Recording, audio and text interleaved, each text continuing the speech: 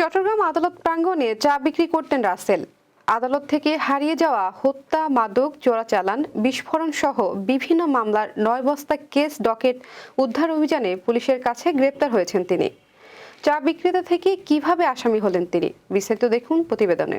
চট্টগ্রাম আদালত থেকে হারিয়ে যাওয়া হত্যা, মাদক চোরাচালান, বিস্ফোরণ সহ বিভিন্ন মামলার ৯ বস্তা কেস ডকেট উদ্ধার করেছে কোতোয়ালি থানা পুলিশ।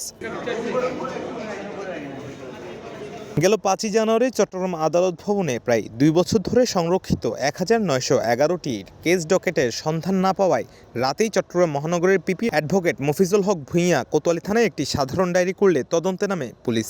পরে সিসিটিভি ফুটেজ বিশ্লেষণ করে অপরাধীকে আটক করা হয়।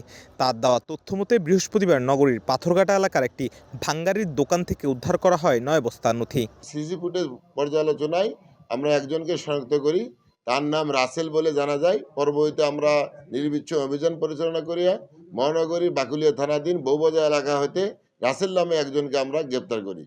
সে এই হারানো সিডিগুলি কোর্ট বিলিং হতে কৌশলে নিয়ে একটা ভাঙ্গারির দোকানে বিক্রি করেছে মর্মে আমাদেরকে তথ্য দিলে সেই তথ্যের ভিত্তিতে তাকে নিয়ে আমরা অভিযান পরিচালনা করি এবং কোতোয়ালি থানা এলাকার পাথরঘাটাস্থ সতীশবাবু লেন হইতে জনক মফিজের ভাঙ্গারি দোকান হইতে আমরা হারিয়ে যাওয়া ৯ বস্তা কেস ডকেট উদ্ধার করতে সক্ষম হই।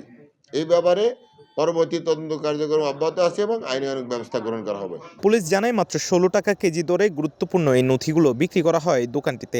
এ ঘটনায় আরও কারো সংশ্লিষ্টতা আছে কিনা খতিয়ে দেখছে সংস্থাটি। Desk news, CBN TV, USA।